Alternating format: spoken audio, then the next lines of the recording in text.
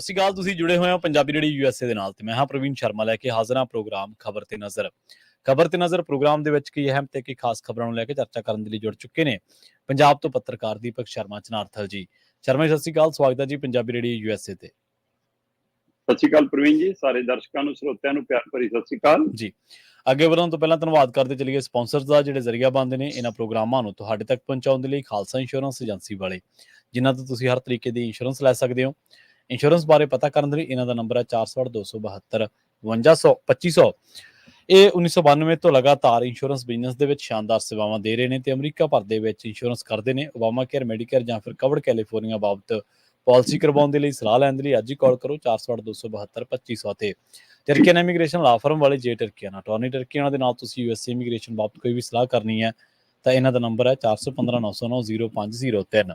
Jaswinder Singh, ਛੱਤਰ Kaur Nagra ਰੋਜ਼ਵੈਲ, Charan Singh Sukhwinder Dhaliwal, Krishna ਧਰੋਟਾ Yuba city, Baljinder Singh ਨੇ ਜਰੂਡਲੈਂਡ, Paramjit ਕੌਰੰਗੀ ਵੈਕਾਵਿਲ, Pritpal Singh Sidhu ਫਰੈਜ਼ਨੋ, GN leave ਵਾਲੇ truck wash ਕਰਦੇ ਨੇ, ਆਇਲ ਚੇਂਜ ਕਰਦੇ ਨੇ, ਏਅਰ ਬ੍ਰੇਕਾਂ ਦਾ ਕੰਮ ਤਸੱਲੀ ਬਖਸ਼ ਕਰਵਾ ਸਕਦੇ ਹੋ। ਨਵੇਂ ਪੁਰਾਣੇ ਟਾਇਰ ਵੀ ਇਹਨਾਂ ਤੋਂ ਮਿਲਦੇ ਨੇ। ਲੋਕੇਸ਼ਨ ਸੈਂਟਾ ਨੇਲਾ ਦੀ ਨਿਮਾ ਸੋਤਾ ਦੇ ਨਾਲ ਗੱਲ ਕੀਤੀ ਜਾ ਸਕਦੀ ਹੈ 209 277 0113 ਤੇ ਐਂਟਰਲੂਪ ਟਰੱਕ ਸਟਾਪ ਵਾਲੇ। ਇਹਨਾਂ ਸਾਰੇ ਹੀ ਸਪਾਂਸਰਸ ਦਾ ਬਹੁਤ ਬਹੁਤ ਧੰਨਵਾਦ। ਤੇ ਜੇਕਰ ਤੁਸੀਂ ਵੀ ਪੰਜਾਬੀ ਰੇਡੀਓ USA ਦੇ ਇਹਨਾਂ ਪ੍ਰੋਗਰਾਮਾਂ ਨੂੰ ਸਪਾਂਸਰ ਕਰਨਾ ਚਾਹੁੰਦੇ ਹੋ ਤਾਂ ਸਟੂਡੀਓ ਦਾ ਨੰਬਰ ਹੈ 468 272 5500।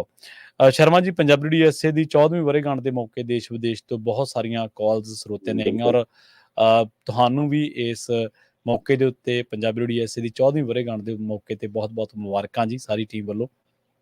ਪ੍ਰਵੀਨ ਜੀ, ਤੁਹਾਨੂੰ ਆਪਣੀ ਸਾਰੀ ਟੀਮ ਨੂੰ ਤੇ ਖਾਸ ਕਰ ਆਪਣੇ ਸਰੋਤੇ ਤੇ ਦਰਸ਼ਕਾਂ ਨੂੰ ਇਸ ਗੱਲ ਦੀ ਵਧਾਈ ਹੈ, ਕਿਉਂਕਿ ਸਾਡੀ ਹੋਂਦ ਉਹਨਾਂ ਨਾਲ ਹੀ ਜੁੜੀ ਹੈ ਤੇ ਉਹ ਜੋ ਸਾਥ ਨਿਭਾਉਂਦੇ ਨੇ ਉਹਦੀ ਬਦੌਲਤ ਹੀ ਸਾਡੀ ਆਵਾਜ਼ ਦੂਰ ਤੱਕ ਪਹੁੰਚਦੀ ਹੈ। ਸੋ ਖਾਸ ਵਧਾਈ ਦੇ ਪਾਤਰ ਸਾਡੇ ਸੰਸਥਾਪਕ ਤੇ ਉਸ ਤੋਂ ਵੱਧ ਵਧਾਈ ਦੇ ਪਾਤਰ ਸਾਡੇ ਸਰੋਤੇ ਤੇ ਸਾਡੇ ਦਰਸ਼ਕ ਨੇ। ਸੋ ਇਸ 14ਵੀਂ ਵਰ੍ਹੇਗੰਢ ਦੀ ਪੰਜਾਬੀ ਰੇਡੀਓ USA ਦੀ 14ਵੀਂ ਵਰ੍ਹੇਗੰਢ ਦੀ ਸਾਰਿਆਂ ਨੂੰ ਮੁਬਾਰਕਾਂ ਜੀ। ਬਹੁਤ ਬਹੁਤ ਧੰਨਵਾਦ ਸ਼ਰਮਾ ਜੀ, ਔਰ ਤੁਹਾਨੂੰ ਵੀ ਮੁਬਾਰਕਾਂ। ਤੇ ਅੱਜ ਪੰਜਾਬੀ ਰੇਡੀਓ USA ਦੇ ਉੱਤੇ ਤਕਰੀਬਨ 5.5-6 ਘੰਟੇ ਦਾ ਲੰਬਾ ਸ਼ੋਅ ਚੱਲਿਆ, ਇੱਕ ਜਿਹੜਾ ਕਿ ਵਿਸ਼ੇਸ਼ ਪ੍ਰੋਗਰਾਮ ਸੀਗਾ। ਹਾਂਜੀ, ਔਰ ਜਿਹਦੇ ਚ ਕਾਲ ਟੁੱਟੀਆਂ ਨੇ। ਉਸ ਤੋਂ ਬਾਅਦ ਫਿਰ 4 ਤੋਂ 5.5 ਤੱਕ ਸਰੋਤਿਆਂ ਦੀਆਂ ਕਾਲਾਂ ਜਿਹੜੀਆਂ ਇੱਕ ਹੋਰ ਸ਼ੋਅ ਦੇ ਵਿੱਚ ਲਗਾਤਾਰ ਆਉਂਦੀਆਂ ਰਹੀਆਂ। ਔਰ ਪੰਜਾਬੀ ਰੇਡੀਓ USA ਸਰੋਤਿਆਂ ਦੇ ਇਸ ਪਿਆਰ ਦਾ ਕਰਜ਼ਾ ਹੀ ਹੈ, ਅਸੀਂ ਦੇਣ ਹੀ ਦੇ ਸਕਦੇ ਤੁਹਾਡੇ ਪਿਆਰ ਦੀ, ਤੁਹਾਡੀ ਮੁਹੱਬਤ ਦੀ। ਤੇ ਖਬਰਾਂ ਦੀ ਸ਼ੁਰੂਆਤ ਕਰੀਏ ਆਪਾਂ ਪੰਜਾਬ ਦੇ ਵਿੱਚ। ਆਪਾਂ ਸ਼ੁੱਕਰਵਾਰ ਨੂੰ ਜਦੋਂ ਆਪਾਂ ਗੱਲਬਾਤ ਕਰ ਰਹੇ ਸੀ ਇਸ ਪਿਛਲੇ ਹਫ਼ਤੇ ਦੇ ਅਖੀਰਲੇ ਪ੍ਰੋਗਰਾਮ ਦੇ ਵਿੱਚ, ਉਦੋਂ ਆਪਾਂ ਅੰਮ੍ਰਿਤਪਾਲ ਸਿੰਘ ਕੀ ਨਵੀਂ ਖੇਤਰੀ ਪਾਰਟੀ ਬਣਾਉਣ ਜਾ ਰਹੇ ਨੇ ਇਹਦੇ ਉੱਤੇ ਆਪਾਂ ਚਰਚਾ ਕੀਤੀ ਸੀ। ਬੜੀ ਤਫਸੀਲ ਦੇ ਨਾਲ ਆਪਾਂ ਕਈ ਪੱਖਾਂ ਨੂੰ ਖੰਗਾਲਣ ਦੀ ਕੋਸ਼ਿਸ਼ ਕੀਤੀ ਸੀ। ਅੰਮ੍ਰਿਤਪਾਲ ਸਿੰਘ ਦੀ ਕਹਿੰਦੇ ਨਵੀਂ ਖੇਤਰੀ ਪਾਰਟੀ ਦਾ ਤਕਰੀਬਨ ਤੈਅ ਹੋ ਗਿਆ। ਸਰਬਜੀਤ ਸਿੰਘ ਖਾਲਸਾ ਨੇ ਬਹੁਤ ਸਾਰੀਆਂ ਗੱਲਾਂ ਜਾਂ ਬਹੁਤ ਸਾਰੇ ਇਸ ਤਰ੍ਹਾਂ ਦੇ ਜਿਹੜੇ ਇੱਕ ਤਰੀਕੇ ਦੇ ਨਾਲ ਚੀਜ਼ਾਂ ਕਹੀਆਂ ਨੇ ਜਿਨ੍ਹਾਂ ਤੋਂ ਕਾਫੀ ਧੁੰਦ ਛਟੀ ਹੋਈ ਹੈ ਇਹਨਾਂ ਚੀਜ਼ਾਂ ਦੇ ਉੱਤੇ। ਦੇਖੋ, ਬਿਲਕੁਲ ਵੈਸੇ ਤਾਂ ਜਦੋਂ ਅੰਮ੍ਰਿਤਪਾਲ ਸਿੰਘ ਹੋਰੀ ਆਜ਼ਾਦ ਤੌਰ ਤੇ ਚੋਣ ਲੜ ਕੇ ਜਿੱਤਦੇ ਨੇ, ਜੇਲ੍ਹ 'ਚ ਰਹਿੰਦਿਆਂ ਜਿੱਤਦੇ ਨੇ, ਉਸ ਤੋਂ ਬਾਅਦ ਇੱਕ ਚਰਚਾ ਚੱਲਦੀ ਹੈ ਕਿ ਕੀ ਪੰਜਾਬ ਦੇ ਵਿੱਚ ਇੱਕ ਵੱਖਰੀ ਪੰਥਕ ਸਿਆਸਤ ਫਿਰ ਉੱਭਰ ਸਕਦੀ ਹੈ, ਜਿਹਨੂੰ ਅਕਾਲੀ ਦਲ ਨੇ ਕਾਫੀ ਢਾਹ ਲਾਤੀ ਸੀ, ਜਿਹਨੂੰ ਅਕਾਲੀ ਦਲ ਨੇ ਕਾਫੀ ਦਰਕਨਾਰ ਕਰਤਾ ਸੀਗਾ। ਜੀ ਪਰ ਕੀ ਉਹ ਸਿਆਸਤ ਦੇ ਨਾਲ ਕੋਈ ਪਾੜੇ ਵਾਲੀ ਸਿਆਸਤ ਤਾਂ ਨਹੀਂ ਉੱਭਰੇਗੀ? ਇਹ ਵੀ ਪੰਜਾਬ ਦੇ ਕਈ ਤਰ੍ਹਾਂ ਦੇ ਮਨਾਂ 'ਚ ਫਿਕਰ ਪਿਆ ਸੀਗਾ। ਸੋ ਇਹ ਦੋਵੇਂ ਫਿਕਰ ਬਰਾਬਰ ਚੱਲ ਰਹੇ ਸੀਗੇ, ਪਰ ਇਹਦੇ ਵਿੱਚੋਂ ਇਹ ਜ਼ਰੂਰ ਲੱਗ ਰਿਹਾ ਸੀ ਕਿ ਨਵੀਂ ਸਿਆਸਤ ਜ਼ਰੂਰ ਉੱਭਰਨੀ ਆਉਣ। ਜੀ ਉਹ ਪੰਜਾਬ ਪੱਖੀ ਹੈ, ਪੰਜਾਬ ਵਿਰੋਧੀ ਹੈ, ਉਹ ਸੱਤਾ ਪੱਖੀ ਹੈ, ਸੱਤਾ ਵਿਰੋਧੀ ਹੈ ਨਾ, ਉਹ ਪੰਥ ਪੱਖੀ ਹੈ ਜਾਂ ਸਿਆਸਤ ਪੱਖੀ ਹੈ। ਇਹ ਆਉਣ ਵਾਲਾ ਸਮਾਂ ਵਕਤ ਤੈਅ ਕਰਦਾ ਹੁੰਦਾ। ਪਰ ਇੰਨਾ ਜ਼ਰੂਰ ਤੈਅ ਹੋਇਆ ਕਿ ਹਾਂ, ਇੱਕ ਸਿਆਸਤ ਨਵੀਂ ਉੱਭਰੇਗੀ, ਉਹਦੇ ਵਿੱਚੋਂ ਇੱਕ ਧਿਰ ਨਵੀਂ ਜਨਮੇਗੀ ਤੇ ਇੱਕ ਪਾਰਟੀ ਬਣ ਸਕਦੀ ਹੈ। ਉਧਰ ਸਰਬਜੀਤ ਸਿੰਘ ਖਾਲਸਾ ਹੋਰੀ ਜਿੱਤਦੇ ਨੇ ਤੇ ਇੱਧਰ ਅੰਮ੍ਰਿਤਪਾਲ ਸਿੰਘ ਜਿੱਤਦੇ ਨੇ। ਇਹ ਤੋਂ ਬਾਅਦ ਚਰਚਾਵਾਂ ਚੱਲਦੀਆਂ, ਪਰ ਉਸ ਚਰਚਾ ਨੂੰ ਨਵਾਂ ਮੋੜਾ ਉਸ ਸਮੇਂ ਮਿਲਦਾ ਜਦੋਂ ਅਕਾਲੀ ਦਲ ਹੋਂਦ 'ਚ ਜਿਹੋ ਜਿਹੀ ਵੀ ਹੋਂਦ ਹੈਗੀ ਅੱਜ ਦੀ ਤਰੀਕ 'ਚ, ਉਹਦੇ ਵਿੱਚ ਰਹਿੰਦਿਆਂ ਦੋ ਫੜ ਹੁੰਦਾ। ਦੋ ਫੜ ਹੋਣ ਤੋਂ ਬਾਅਦ ਇੱਕ ਧਿਰ ਜਿਹੜੀ ਸਾਰੇ ਸੱਤਾ ਸੁੱਖ ਮਾਣ ਚੁੱਕੀ ਹੈ, ਸਾਰੇ ਅਹੁਦੀਆਂ ਵਜ਼ੀਰੀਆਂ ਸਾਰਾ ਕੁਛ ਮਾਣ ਚੁੱਕੀ ਹੈ, ਉਹ ਅੰਮ੍ਰਿਤਪਾਲ ਸਿੰਘ ਦੇ ਘਰੇ ਇੱਕ ਆਮ ਅਕਾਲੀ ਵਰਕਰ ਬਣ ਕੇ ਜਾਂਦੀ ਹੈ। ਉਦੋਂ ਕਾਫੀ ਕੁਛ ਇਹ ਲੱਗਦਾ ਕਿ ਹਾਂ, ਇਹਦੇ ਪਿੱਛੇ ਕੁਛ ਨਵਾਂ ਪੱਕ ਰਿਹਾ ਹੁਣ। ਪਰ ਇਹ ਸਾਰੇ ਜਾਣਦੇ ਨੇ ਪ੍ਰਵੀਨ ਜੀ ਕਿ ਅੱਜ ਦੀ ਤਰੀਕ ਦੇ ਵਿੱਚ ਪੰਜਾਬ ਦੇ ਵਿੱਚ ਜੇਕਰ ਧਿਰ ਬਣ ਕੇ ਜਨਮ ਲੈਣਾ ਤਾਂ ਉਹਦੇ ਲਈ ਫੰਡਿੰਗ ਦਾ ਬਹੁਤ ਬੜਾ ਮਸਲਾ ਰਹਿੰਦਾ, ਕਿਉਂਕਿ ਨੈਸ਼ਨਲ ਪਾਰਟੀਆਂ ਨੇ, ਚਾਹੇ ਉਹ ਭਾਜਪਾ ਹੈ, ਚਾਹੇ ਉਹ ਕਾਂਗਰਸ ਹੈ ਜਾਂ ਹੁਣ ਆਮ ਆਦਮੀ ਪਾਰਟੀ ਹੈ, ਇਹਨਾਂ ਨੇ ਪੀਚ ਤੇ ਬਚਾਤਾ ਕਿ ਮਤਲਬ ਕਿ ਚੋਣ ਪਿੜ ਬਿਨਾਂ ਪੈਸੇ ਤੋਂ ਸੰਭਵ ਹੀ ਨਹੀਂਗਾ। ਜਦੋਂ ਕਿ ਆਹ ਦੋ ਉਮੀਦਵਾਰਾਂ ਦਾ ਜਿੱਤਣਾ ਜਾਂ ਧਰਮਵੀਰ ਗਾਂਧੀ ਵਰਗੇ ਦਾ ਚਾਹੇ ਕਾਂਗਰਸ ਪਾਰਟੀ ਦੀ ਟਿਕਟ ਤੇ ਜਿੱਤਣਾ ਸੋ ਕਿਤੇ ਨਾ ਕਿਤੇ ਇਹ ਵੀ ਹੈ ਕਿ ਹਾਂ ਲਹਿਰ ਦੇ ਵਿੱਚ ਬਹੁਤ ਕੁਝ ਹੈ। ਜਾਂ 92 MLA ਜਿਹੜੇ ਜਿੱਤ ਕੇ ਆਏ ਸੀ, ਉਹ ਵੀ ਇੱਕ ਅਜੇ ਵੀ ਇਸ਼ਾਰਾ ਪਿਆ ਕਿ ਲਹਿਰ ਦੇ ਵਿੱਚ ਬਹੁਤ ਕੁਝ ਹੈ। ਸੋ ਪਰ ਉਹਦੇ ਬਾਵਜੂਦ ਵੀ ਚੋਣ ਮੈਦਾਨ 'ਚ ਨਿੱਤਰਨ ਲੱਗਿਆ ਪਾਰਟੀ ਨੂੰ ਇਹ ਰਹਿੰਦਾ ਕਿ ਸਾਡੇ ਝੋਲੇ 'ਚ ਦਾਣੇ ਚੰਗੇ ਹੋਣ ਤਾਂ ਹੀ ਚੋਣ ਲੜੀ ਜਾ ਸਕਦੀ ਹੈ। ਜੀ ਜੀ ਬਿਲਕੁਲ। ਫਿਰ ਇਹਦੇ ਪਿੱਛੇ ਇੱਕ ਧਿਰ ਇਹ ਹੈ ਕਿ ਜਿਹੜੇ ਭਾਈਚਾਰੇ 'ਚੋਂ ਪਾਰਟੀ ਜਨਮੇ ਉਹ ਭਾਈਚਾਰਾ ਫੰਡਿੰਗ ਕਰੇ, ਜਿਹਦੀ ਉਦਾਹਰਨ ਅਮਰਤਪਾਲ ਸਿੰਘ ਤੇ ਸਰਬਜੀਤ ਸਿੰਘ ਦੀ ਜਿੱਤ ਵੀ ਹੈ ਕਿ ਬਿਨਾਂ ਫੰਡ ਤੋਂ ਜਿੱਤੇ ਨਹੀਂ। ਜੀ ਜੀ, ਉਹ ਹੁਣ ਫੰਡਿੰਗ ਕੱਲੀ ਆਪਣੇ ਭਾਈਚਾਰੇ ਦੀ ਸੀ ਜਾਂ ਪੜਦੇ ਹੋ ਕਿਸੇ ਹੋਰ ਜਮਾਤ ਦੀ ਵੀ ਸੀ, ਇਹ ਵੀ ਚਰਚਾਵਾਂ ਬਰਾਬਰ ਚੱਲਦੀਆਂ। ਇਹ ਸਭ ਚਰਚਾਵਾਂ ਦੇ ਵਿੱਚ ਇਹ ਵੀ ਹੈ ਕਿ ਕੀ ਅਜੇ ਵੀ ਪਾਰਟੀ ਬਣਾਉਣ ਪਿੱਛੇ ਪੰਥਕ ਸੋਚ ਹੈ ਜਾਂ ਕੋਈ ਧਿਰ ਖੜੀ ਹੈ। ਜਦੋਂ ਕਿ ਅਕਾਲੀ ਮੁੱਢਲੇ ਬੂਹੇ ਜਾ ਕੇ ਦਿਖਾਉਣਾ ਚਾਹੁੰਦੇ ਨੇ ਕਿ ਨਹੀਂ ਅਸੀਂ ਖੜੀ ਕਰ ਰਹੇ ਹਾਂ ਪਾਰਟੀ ਦਾ। ਜੀ ਜੀ, ਤੇ ਪਰ ਜਿਹੜੇ ਅਕਾਲੀ ਗਏ ਸੀ ਉਹਨਾਂ ਦੇ ਸਵਾਲ ਖੜਾ ਕਿ ਤੁਸੀਂ ਤਾਂ ਬੀਜੇਪੀ ਦੇ ਝੋਲੇ ਚੁੱਕੋ।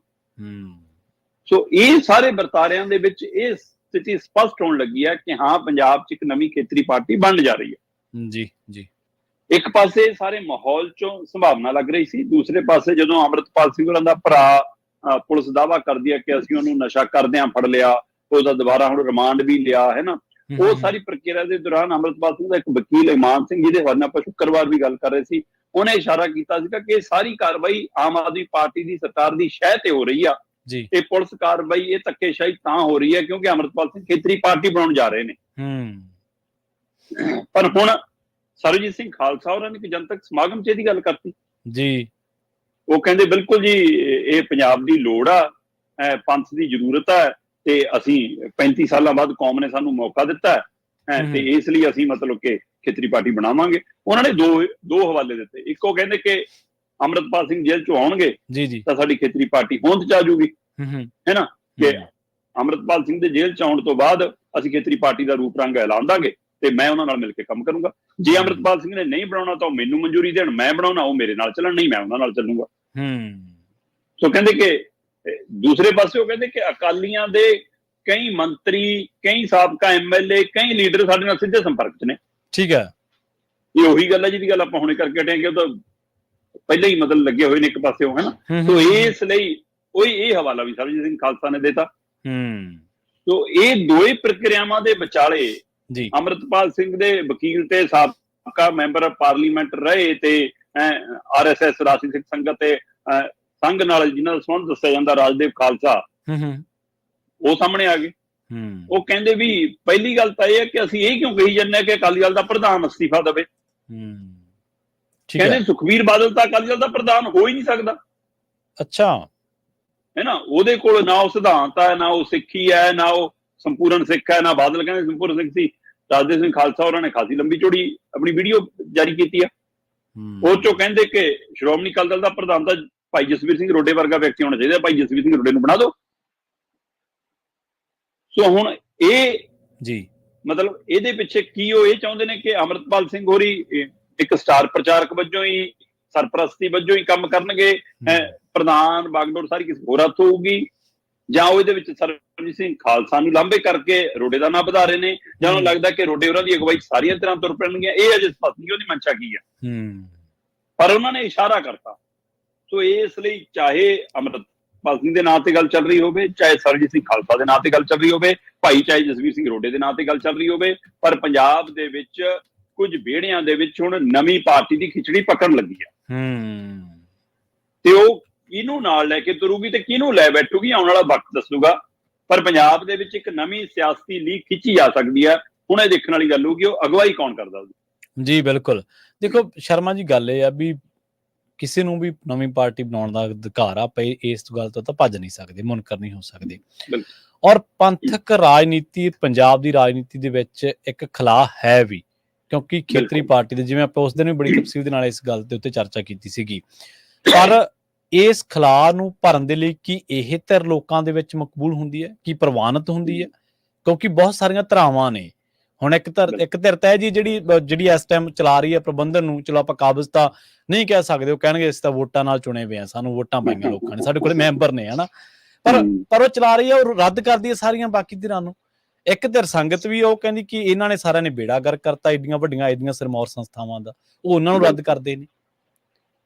ਸੋ ਦੇਖਣ ਵਾਲੀ ਗੱਲ ਹੈ ਕਿ ਕੀ ਉਹ ਉਹਨਾਂ ਮਸਲਿਆਂ ਨੂੰ ਵੀ ਐਡਰੈਸ ਕਰਦੇ ਨੇ, ਜਾਂ ਫਿਰ ਇੱਕ ਖਲਾਅ ਦੇ ਵਿੱਚ ਹੀ ਪਾਰਟੀ ਕੱਢਣ ਦਾ ਯਤਨ ਹੈ, ਜਾਂ ਫਿਰ ਮਸਲੇ ਜਿਹੜੇ ਅਸਲ ਜਿਹੜੇ ਇਸ਼ੂਜ਼ ਨੇ, ਜਿਹੜੇ ਮਸਲੇ ਨੇ, ਮਾਮਲੇ ਨੇ, ਉਹਨਾਂ ਨੂੰ ਜਿਹੜੀ ਸੰਗਤ ਦੀ ਇੱਕ ਆਪਾਂ ਕਹਿ ਲਈ ਕਿ ਭਾਵਨਾ ਹੈ, ਉਹਨਾਂ ਦੇ ਮੁਤਾਬਕ ਹੱਲ ਕਰਨ ਵੱਲ ਵੀ ਤੁਰਿਆ ਜਾਂਦਾ। ਪ੍ਰਵੀਨ ਜੀ, ਸਾਰਾ ਕੁਛ ਨਾ ਵਕਤ ਦੇ ਗਰਭ 'ਚ ਹੈ। ਹਾਂਜੀ ਹਾਂਜੀ, ਬਿਲਕੁਲ। ਮਤਲਬ ਜਿਹੜੀ ਵੀ ਜਥੇਬੰਦੀ ਪਾਰਟੀ ਦਾ ਰੂਪ ਲੈ ਕੇ ਸਾਹਮਣੇ ਆਊਗੀ, ਉਹਦਾ ਏਜੰਡਾ ਕੀ ਹੋਊਗਾ, ਉਹਦੇ ਸਿਧਾਂਤ ਕੀ ਹੋਣਗੇ, ਉਹਦੀਆਂ ਪਹਿਲ ਕਦਮੀਆਂ ਕਿਹੜੀਆਂ ਹੋਣਗੀਆਂ, ਕਿਆ 5 ਕੰਮ ਅਸੀਂ ਆਉਂਦੇ ਹੀ ਕਰਨੇ ਆ। ਬੇਅਦਬੀ ਵਾਲੇ ਮਾਮਲੇ 'ਚ ਇਨਸਾਫ, ਹੈ ਨਾ, ਕਿਸਾਨੀ ਕਰਜ਼ਾ, ਮਜ਼ਦੂਰੀ ਮਸਲਾ, ਹੈ ਨਾ, ਬੇਰੁਜ਼ਗਾਰੀ, ਨਸ਼ਾ, ਉਹਨਾਂ ਚ ਕਿੰਨੇ ਪਹਿਲੂ ਪਏ ਨੇ, ਮਾਫੀਆ ਰਾਜ ਵਾਲੇ ਸਾਰੇ ਜਿਉਂਦੇ ਤਿਉਂ ਹੀ ਨੇ ਮਸਲੇ ਤਾਂ। ਜੀ ਜੀ, ਬਿਲਕੁਲ। ਚਾਹੇ ਉਹ ਚੰਡੀਗੜ੍ਹ ਦਾ ਮਸਲਾ, ਚਾਹੇ ਪੰਜਾਬ ਦੇ ਪਾਣੀਆਂ ਦਾ ਮਸਲਾ, ਉਹ ਸਾਰੇ ਮਸਲੇ ਮੂਹਰੇ ਪਏ ਨੇ। ਉਹਨਾਂ ਚੋਂ ਕਿਹਨੂੰ ਪਹਿਲ ਲੈ ਕੇ ਤੁਸੀਂ ਤੁਰਦੇ ਹੋ, ਉਹ ਏਜੰਡਾ ਕਾਫੀ ਕੁਝ ਸਾਥ ਦੱਸੇਗਾ ਕਿ ਤੁਸੀਂ ਇੱਕ ਵਰਗ ਤੱਕ ਵਿਸ਼ੇਸ਼ ਰਹਿੰਦੇ ਹੋ, ਇੱਕ ਧਿਰ ਤੱਕ ਵਿਸ਼ੇਸ਼ ਰਹਿੰਦੇ ਹੋ, ਤੁਸੀਂ ਪੰਜਾਬ ਤੱਕ ਵਿਸ਼ੇਸ਼ ਰਹਿੰਦੇ ਹੋ, ਜਾਂ ਪੰਥਕ ਰਵਾਇਤ ਨੂੰ ਲੈ ਕੇ ਤੁਰਦੇ ਹੋ। ਇਹ ਆਉਣ ਵਾਲਾ ਵਕਤ ਦੱਸੂਗਾ, ਪਰ ਇੰਨਾ ਜ਼ਰੂਰ ਹੈ ਕਿ ਕੁਛ ਨਾ ਕੁਛ ਨਵਾਂ ਆਊਗਾ ਜ਼ਰੂਰ ਹੁਣ ਸਾਹਮਣੇ। ਜੀ ਜੀ, ਬਿਲਕੁਲ। ਹੁਣ ਆਪਾਂ ਇੱਕ ਚੀਜ਼ ਹੋਰ ਵੀ, ਕੱਲ ਪਰਸੋਂ ਇੱਕ ਬੜੇ ਸੀਨੀਅਰ ਪੱਤਰਕਾਰ ਉਹ ਗੱਲਬਾਤ ਕਰ ਰਹੇ ਸੀ। ਉਹ ਕਹਿ ਰਹੇ ਸੀ ਸਾਰਿਆਂ ਦਾ ਏਜੰਡਾ ਇਹ ਹੈ ਕਿ ਬਾਦਲ ਹਟਾਓ। ਚਲੋ ਬਾਦਲ ਤਾਂ ਹਟਾ ਦਿਓਗੇ, ਆਪਾਂ ਇਹ ਨਹੀਂ ਕਹਿੰਦੇ ਕਿ ਕੋਈ ਹਟਣਾ ਚਾਹੀਦਾ ਜਾਂ ਨਹੀਂ ਹਟਣਾ ਚਾਹੀਦਾ, ਪਰ ਉਹਦੇ ਬਦਲ ਦੇ ਵਿੱਚ ਜਿਹੜੀ ਧਿਰ ਆ ਰਹੀ ਹੈ ਕਿ ਉਸ ਤੋਂ ਲੈਦਾ ਕੀ ਕੰਮ ਕਰੂਗੀ ਔਰ ਕਿਹੜੇ ਕੰਮ ਕਰੂਗੀ, ਕਿਹੋ ਜਿਹੇ ਕੰਮ ਕਰੂਗੀ, ਜਿਵੇਂ ਤੁਸੀਂ ਪਹਿਲੇ 5 ਕੰਮਾਂ ਦਾ ਜ਼ਿਕਰ ਕੀਤਾ। ਤਾਂ ਹੀ ਪ੍ਰਵੀਨ ਜੀ ਇਹ ਲੱਗ ਰਿਹਾ ਨਾ ਕਿ ਚੰਦੂ ਮਾਜਰੇ ਉਹਨਾਂ ਨੂੰ ਇੰਨਾ ਤਾਂ ਸ਼ੀਸ਼ੇ ਮੰਗ ਦਿਖ ਰਿਹਾ, ਜਗੀਰ ਕੌਰ ਉਹਨਾਂ ਨੂੰ, ਢੀਂਡਸੇ ਉਹਨਾਂ ਨੂੰ, ਕਿ ਲੋਕਾਂ ਨੇ ਪ੍ਰਵਾਨ ਦਾ ਸਾਨੂੰ ਵੀ ਨਹੀਂ ਕਰਨਾ। ਇਸ ਲਈ ਹੁਣ ਕਿਸੇ ਨੂੰ ਢਾਲ ਬਣਾਉਣਾ ਚਾਹੁੰਦੇ ਨੇ, ਜੀ, ਉਹ ਕਿਸੇ ਹੋਰ ਨੂੰ ਚਿਹਰਾ ਬਣਾ ਕੇ ਆਪਣੀ ਉਹ ਸਿਆਸਤ ਲਾਉਣਾ ਚਾਹੁੰਦੇ ਨੇ। ਉਹਨਾਂ ਨੂੰ ਲੱਗਦਾ ਕਿ ਟਾਈਮ ਪੈਣ ਤੇ ਅਸੀਂ ਫੇਰ ਕਬਜ਼ਾ ਲਾਂਗੇ, ਸਾਨੂੰ ਰਾਜਨੀਤੀ ਆਉਂਦੀ ਆ। ਹਾਂਜੀ ਹਾਂਜੀ, ਬਿਲਕੁਲ, ਹੈ ਨਾ। ਇਸ ਲਈ ਇਹ ਤੋਂ ਵੀ ਸੁਚੇਤ ਰਹਿਣ ਦੀਆਂ ਲੋੜ ਹੈ, ਇਹ ਚੀਜ਼ਾਂ ਤੋਂ ਵੀ, ਕਿ ਜੇ ਉਹੀ ਧਿਰਾਂ ਨੇ ਪਿੱਛੋਂ ਚਲਾਉਣਾ ਹੈ, ਚਾਹੇ ਉਧਰੋਂ ਸੁਖਬੀਰ ਪਿੱਛੋਂ ਚਲਾ ਲਵੇ, ਚਾਹੇ ਇੱਧਰੋਂ ਚੰਦੂ ਮਾਜਰਾ ਪਿੱਛੋਂ ਚਲਾ ਲਵੇ, ਜੇ ਉਧਰ ਬੀਜੇਪੀ ਸੀ, ਜੇ ਇੱਧਰ ਵੀ ਬੀਜੇਪੀ ਪਿੱਛੇ ਆ ਗਈ, ਫਿਰ ਫਰਕ ਕੀ ਰਹਿਣਾ। ਜੀ ਜੀ, ਬਿਲਕੁਲ। ਇਹ ਚੀਜ਼ਾਂ ਦੇ ਉੱਤੇ ਨਜ਼ਰਸਾਨੀ ਵੀ ਰੱਖਣ ਦੀ ਲੋੜ ਪੈਣੀ ਹੈ ਨਾ। ਬਿਲਕੁਲ।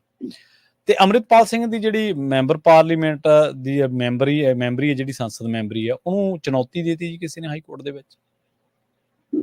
ਪ੍ਰਵੀਨ ਜੀ, ਚੁਣੌਤੀ ਤਾਂ ਜਿੱਦਣ ਤੋਂ ਚੋਣ ਲੜੀ ਜਾ ਰਹੀ ਸੀ ਉਦੋਂ ਤੋਂ ਹੀ ਸੀਗੀ। ਹਾਂਜੀ, ਹੈ ਨਾ। ਪਹਿਲਾਂ ਇਹੀ ਚੁਣੌਤੀ ਸੀ ਕਿ ਕਾਗਜ਼ ਭਰ ਹੋਣਗੇ ਕਿ ਨਹੀਂ, ਫਿਰ ਕਾਗਜ਼ ਭਰ ਹੋ ਗਏ, ਫਿਰ ਜੀ ਪ੍ਰਚਾਰ ਨੂੰ ਲੈ ਕੇ ਚੁਣੌਤੀ ਸੀ, ਫਿਰ ਫੰਡ ਨੂੰ ਲੈ ਕੇ ਚੁਣੌਤੀ ਸੀ। ਅਗਲੇ ਉਹ ਸਾਰੇ ਨੂੰ ਪਾਰ ਪਾ ਗਏ, ਜਾਂ ਸੰਗਤ ਨੇ, ਆਵਾਮ ਨੇ, ਹੈ ਨਾ, ਸਾਥ ਦਿੱਤਾ, ਹੈ ਨਾ, ਤੇ ਮਾਹੌਲ ਅਜਿਹਾ ਬਣਿਆ ਕਿ ਅਗਲੇ ਜਿੱਤ ਗਏ। ਫਿਰ ਜਿੱਤਣ ਤੋਂ ਬਾਅਦ ਸਹੁੰ ਚੁੱਕਣ ਨੂੰ ਲੈ ਕੇ ਚੁਣੌਤੀ ਸੀ ਜੀ, ਫਿਰ ਉਹ ਚੁਣੌਤੀ ਪਾਰ ਹੋ ਗਈ। ਹੁਣ ਅਗਲੀ ਸੰਸਦ ਨੂੰ ਲੈ ਕੇ ਚੁਣੌਤੀ ਖੜੀ ਆ। ਅਗਲੇ ਨੇ ਚਿੱਠੀ ਲਿਖਤੀ ਆ ਓਮ ਬਿਰਲਾ ਨੂੰ ਕਿ ਭਾਈ, ਹੈ ਨਾ, ਤੇ ਮੈਨੂੰ ਮਨਜ਼ੂਰੀ ਦਿੱਤੀ ਜਾਵੇ, ਕੋਰਟ ਦਾ ਰੁਖ ਸਾਰਾ ਕੁਛ ਤਿਆਰੀ ਹੈ, ਕਹਿੰਦੀ ਤਾਂ ਅਦਾਲਤੀ ਕਾਰਵਾਈ ਹੈਗੀ ਆ, ਫਿਰ ਮੈਂ ਅਦਾਲਤ ਰਾਹੀਂ ਮਨਜ਼ੂਰੀ ਲਊਂਗਾ, ਹੈ ਨਾ।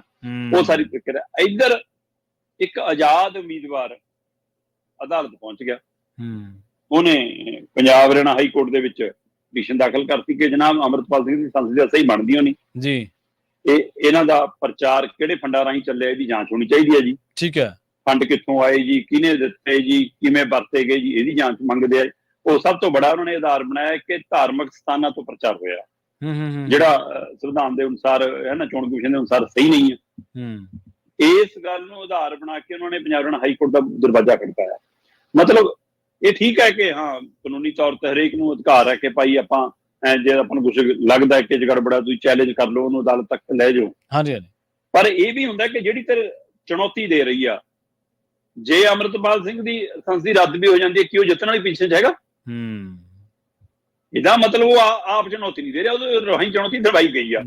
ਹਾਂਜੀ, ਜ਼ਿਆਦਾ ਚੁਣੌਤੀ ਉਹ ਤਰ੍ਹਾਂ ਦਿੰਦੀਆਂ ਜਿਹਨਾਂ ਨੂੰ ਲੱਗਦਾ ਕਿ ਜੇ ਅੰਮ੍ਰਿਤਪਾਲ ਨਹੀਂ ਤਾਂ ਅਸੀਂ ਹੁੰਦੇ। ਫਿਰ ਤਾਂ ਸਮਝ ਆਉਂਦੀ ਹੈ ਕਿ ਅਗਲੇ ਆਪਣੀ ਸੰਸਦੀ ਹਾਸਲ ਕਰਨ ਲਈ ਲੜ ਰਹੇ ਨੇ। ਜੀ ਜੀ, ਜਿਹੜਾ ਬੰਦਾ ਬੂਆ ਖੜਕਾਉਣ ਜਾ ਰਿਹਾ ਉਹ ਤਾਂ 13 ਚ ਵੀ ਨਹੀਂ ਸੀ। ਸੋ ਇਸ ਲਈ ਉਹਦੀ ਚੁਣੌਤੀ, ਇਹਦਾ ਮਤਲਬ ਤੇਰੇ ਦੇ ਪਿੱਛੇ ਅੱਜ ਕੱਲ ਆ ਬੜਾ ਇੱਕ ਹੈ ਨਾ ਕਿ ਜਿਹੜੀ ਵੀ ਚੀਜ਼ ਹੈ ਉਹਦੇ ਪਿੱਛੇ ਕੁਝ ਸ਼ਕਤੀਆਂ ਕੰਮ ਕਰਨ ਲੱਗ ਪਈਆਂ। ਜੀ, ਹੁਣ ਆਹ ਸ਼ਕਤੀਆਂ ਦੀ ਪਛਾਣਨ ਦੀ ਵੀ ਲੋੜ ਹੈ ਕਿ ਇੱਥੇ ਹੁਣ ਕਿਹੜੀ ਸ਼ਕਤੀ ਆ ਗਈ। ਹਾਂ, ਠੀਕ ਹੈ ਵੀ ਅਗਲੇ ਨੇ ਪਟੀਸ਼ਨ ਪਾਈ ਆ ਤੇ ਪਟੀਸ਼ਨ ਤੇ ਸੁਣਵਾਈ ਆ, ਹੈ ਨਾ, ਆਉਂਦੇ ਦਿਨਾਂ ਚ ਇਹਦੇ ਪਰ ਅਗਲੀ ਸੁਣਵਾਈ 6 ਅਗਸਤ ਨੂੰ ਰੱਖ ਲਈ ਆ ਅਦਾਲਤ ਨੇ, ਤੇ 6 ਅਗਸਤ ਤੋਂ ਬਾਅਦ ਫਿਰ ਉਹ ਨੋਟਿਸ ਜਾਰੀ ਹੋਣਗੇ ਕਿ ਲਿਆਓ ਵੀ ਹਿਸਾਬ ਕਿਤਾਬ ਦਿਓ, ਸਾਰੀਆਂ ਧਿਰਾਂ ਨੂੰ ਪੁੱਛਿਆ ਜਾਊਗਾ, ਪ੍ਰਸ਼ਾਸਨ ਨੂੰ, ਚੋਣ ਕਮਿਸ਼ਨ ਨੂੰ, ਪਰਿਵਾਰ ਨੂੰ, ਹੈ ਨਾ, ਤੇ ਉਹ ਸਾਰੇ ਪ੍ਰੋਸੈਸ ਤੋਂ ਬਾਅਦ ਫਿਰ ਅਗਲੀ ਕਾਰਵਾਈ ਚੱਲੂਗੀ। ਪਰ ਇਹ ਇੰਨਾ ਸੌਖਾ ਨਹੀਂ ਹੁੰਦਾ। ਆਪਾਂ ਲੰਮੇ ਸਮੇਂ ਤੋਂ ਦੇਖਦੇ ਆਂ ਇਹ ਜੇ ਕਿੰਨੇ ਚੁਣੇ ਹੋਏ ਨੁਮਾਇੰਦਿਆਂ ਤੋਂ ਬਾਅਦ, ਹੈ ਨਾ, ਚੁਣੌਤੀਆਂ ਆਉਂਦੀਆਂ ਰਹੀਆਂ, ਪਰ ਉਹ ਕਿਤੇ ਸਿਰੇ ਨਹੀਂ ਚੜ੍ਹਦੀਆਂ ਹੁੰਦੀਆਂ, ਕਿਉਂਕਿ ਲੋਕ ਫਤਵਾ ਇੱਕ ਵਾਰ ਤੁਹਾਡੇ ਮੂਹਰੇ ਇੱਕ ਬਹੁਤ ਵੱਡੀ ਸਬੂਤ ਦੇ ਵਜੋਂ, ਪ੍ਰਤੱਖ ਦੇ ਵਜੋਂ ਸਾਹਮਣੇ ਪਿਆ ਹੁੰਦਾ। ਜੀ, ਤੇ ਕਿਸਾਨਾਂ ਨੇ ਦਿੱਲੀ ਦੇ ਵਿੱਚ ਐਲਾਨ ਕਰਤਾ, ਸ਼ਰਮਾ ਜੀ ਕਹਿੰਦੇ 15 ਅਗਸਤ ਨੂੰ ਦੇਸ਼ ਭਰ ਦੇ ਵਿੱਚ ਅਸੀਂ ਟਰੈਕਟਰ ਮਾਰਚ ਕਰਾਂਗੇ। ਜੀ, ਇੱਕ ਪਾਸੇ ਸਾਰੇ ਇਸ ਗੱਲ ਵੱਲ ਨਜ਼ਰ ਗੜਾ ਕੇ ਬੈਠੇ ਸੀਗੇ ਕਿ ਜੇ ਹੁਣ ਬਾਰਡਰ ਖੁੱਲਦਾ ਤਾਂ ਕਿਸਾਨ ਕੀ ਦਿੱਲੀ ਜਾਣਗੇ। ਮਾਨਯੋਗ ਪੰਜਾਬ ਹਰਿਆਣਾ ਹਾਈ ਕੋਰਟ ਦੇ ਫੈਸਲੇ ਨੂੰ ਦਰਕਿਨਾਰ ਕਰਕੇ ਹਰਿਆਣਾ ਸਰਕਾਰ ਨੇ ਸੁਪਰੀਮ ਕੋਰਟ ਦਾ ਰੁਖ ਕਰ ਲਿਆ ਤੇ ਹਰਿਆਣਾ ਸਰਕਾਰ ਸੁਪਰੀਮ ਕੋਰਟ ਪਹੁੰਚੀ, ਜਦੋਂ ਕਿ ਸੁਪਰੀਮ ਕੋਰਟ ਤੋਂ ਵੀ ਝਾੜਾਂ ਪਈਆਂ ਸੀਗੀਆਂ। ਹੁਣ ਉਹ ਸੁਪਰੀਮ ਕੋਰਟ ਦੇ ਵਿੱਚ ਸੁਣਵਾਈ ਹੈ ਤੇ ਸੁਣਵਾਈ ਤੋਂ ਬਾਅਦ ਹੀ ਸਪਸ਼ਟ ਹੋਏਗਾ ਕਿ ਸਥਿਤੀ ਕੀ ਆ। ਪਰ ਇੱਧਰ ਐਸਕੇਐਮ ਨੇ ਤਿਆਰੀ ਕੀਤੀ, ਉਹ ਕਹਿੰਦੇ ਜੀ ਅਸਾਂ ਦਿੱਲੀ ਜਾਣ ਲਈ ਵੀ ਤਿਆਰ, ਅੱਛਾ ਬਾਰਡਰਾਂ ਤੇ ਆਇਓ ਤਾਂ ਅਸੀਂ ਸਾਡੇ ਤਾਂ ਪਿੰਡਾਂ 'ਚ ਵੀ ਤਿਆਰੀ ਆ, ਅਸਾਂ ਰਸਦ ਵੀ ਇਕੱਠੀ ਕਰ ਲਈ, ਟਰੈਕਟਰ ਟੈਲੀਆਂ ਵੀ ਤਿਆਰ ਨੇ। ਇਹ ਐਸਕੇਐਮ ਉਹ ਜਿਹੜਾ ਗੈਰ ਰਾਜਨੀਤਿਕ ਹੈ, ਜਿਹਦੇ ਵਿੱਚ ਡੱਲੇਵਾਲ ਹੋ ਰਹੀ ਹੈ ਨਾ, ਸਿੰਘ ਪੰਧੇਰ ਹੋ ਰਹੀ ਤੇ ਹੋਰ ਜਥੇਬੰਦੀਆਂ ਨਾਲ ਨੇ। ਸੋ ਇਹਨਾਂ ਨੇ ਕੱਲ ਦਿੱਲੀ 'ਚ ਇੱਕ ਇਕੱਠ ਰੱਖਿਆ, ਆਪਣੀ ਪ੍ਰੈਸ ਕਾਨਫਰੰਸ ਕੀਤੀ, ਆਪਣੀ ਮੀਟਿੰਗ ਕੀਤੀ। ਮੀਟਿੰਗ ਤੋਂ ਬਾਅਦ ਇਹ ਕਿਹਾ ਕਿ ਅਸੀਂ ਜੀ ਹੁਣ 1 ਤਰੀਕ ਤੋਂ ਲਗਾਤਾਰ ਪ੍ਰਦਰਸ਼ਨ ਕਰਾਂਗੇ ਦੇਸ਼ ਭਰ 'ਚ, ਠੀਕ ਹੈ ਨਾ। ਹਰ ਰੋਜ਼ ਸਾਡਾ ਏਜੰਡਾ ਬੇਸ ਪ੍ਰਦਰਸ਼ਨ ਹੋਏਗਾ, ਉਹਦੇ ਵਿੱਚ ਅਸੀਂ ਮਜ਼ਦੂਰਾਂ ਦੇ ਮਸਲਿਆਂ ਨੂੰ ਲੈ ਕੇ ਵੀ, ਕਿਸਾਨਾਂ ਦੇ ਮਸਲਿਆਂ ਨੂੰ ਲੈ ਕੇ ਵੀ, ਅਸੀਂ ਆਪਣੇ ਹੱਕੀ ਮੰਗਾਂ ਨੂੰ ਲੈ ਕੇ ਵੀ, ਪਹਿਲੀਆਂ ਅਧੂਰੀਆਂ ਮੰਗਾਂ ਨੂੰ ਲੈ ਕੇ ਵੀ, ਮੌਜੂਦਾ ਮੰਗਾਂ ਨੂੰ ਲੈ ਕੇ ਵੀ, ਤੇ ਫਿਰ ਜਿਹੜੇ ਆ 3 ਅਪਰਾਧਕ ਕਾਨੂੰਨ ਬਣਾਏ ਨੇ ਨਵੇਂ, ਉਹਨਾਂ ਨੂੰ ਭੰਗ ਕਰਾਉਣ ਦੇ ਲਈ ਵੀ। ਸੋ ਇਹ ਸਾਰੇ ਨਵੇਂ ਅਪਰਾਧਕ ਕਾਨੂੰਨਾਂ ਨੂੰ, ਇਹਨਾਂ ਨੂੰ ਰੱਦ ਕਰਾਉਣ ਦੇ ਲਈ ਵੀ ਅਸੀਂ ਜਦੋਜਹਿਦ ਕਰਾਂਗੇ ਜੀ। ਇਹਦੇ ਵਿੱਚ ਹੀ ਦਿੱਲੀ 'ਚ ਪ੍ਰੈਸ ਕਾਨਫਰੰਸ ਕਰਦਿਆਂ ਡੱਲੇਵਾਲ ਔਰ ਪੰਧੇਰ ਹੋਰਾਂ ਨੇ ਐਲਾਨ ਕੀਤਾ ਕਿ 15 ਅਗਸਤ ਨੂੰ ਦੇਸ਼ ਭਰ 'ਚ ਕਿਸਾਨ ਟਰੈਕਟਰ ਮਾਰਚ ਕਰਨਗੇ।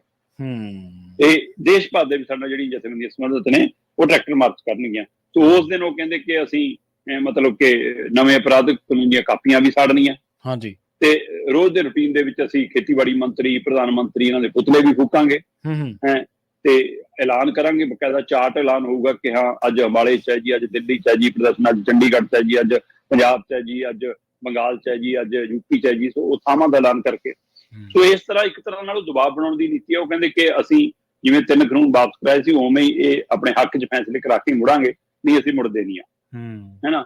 ਪਰ ਦੂਸਰੇ ਪਾਸੇ ਜਥੇਬੰਦੀਆਂ ਦੇ ਅੰਦਰ ਇੱਕ ਫਿਕਰ ਵੀ ਹੈ ਕਿ ਜੇ ਲਾਂਘਾ ਖੁੱਲ ਗਿਆ ਕਿ ਉਹ ਕਾਫਲੇ ਦੇ ਰੂਪ 'ਚ ਜਾਣਗੇ ਦਿੱਲੀ, ਕਿ ਉਹ ਇਕੱਠ ਹੋਊਗਾ, ਕਿ ਉਹ ਤਾਕਤ ਦਿਖਾਉਣ ਲਈ ਹੋਊਗੀ, ਉਹਨਾਂ ਨੂੰ ਅੰਦਰ ਇਹ ਵੀ ਫਿਕਰ ਆਪਣਾ ਵੀ ਹੈਗਾ ਜੀ ਜੀ।